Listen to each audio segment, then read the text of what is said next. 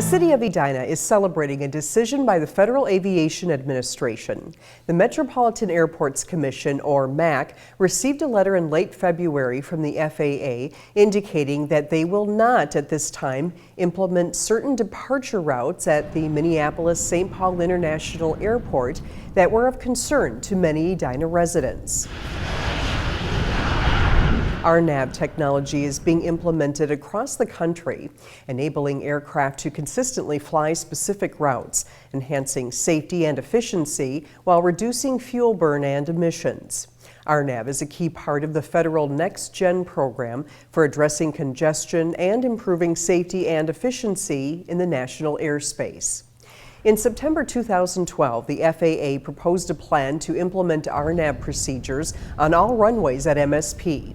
MAC board members heard from many area residents concerned about potential noise impacts under the proposed departure routes. The board voted to support only partial implementation of the FAA plan, withholding support for RNAV departures off runways 30L and 30R over the heavily populated areas north and west of MSP, such as Edina.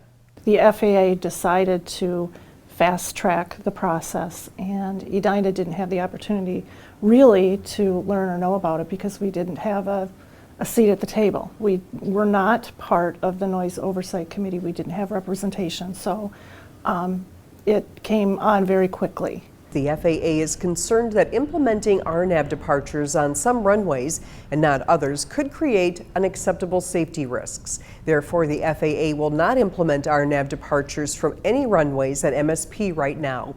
The FAA will, however, move forward with the approved RNAV arrival procedures on a timeline still to be determined. Currently, arriving aircraft perform a step descent, reducing altitude and plateauing a number of times before landing. Staying higher longer with the engines at an idle setting reduces noise impacts and emissions.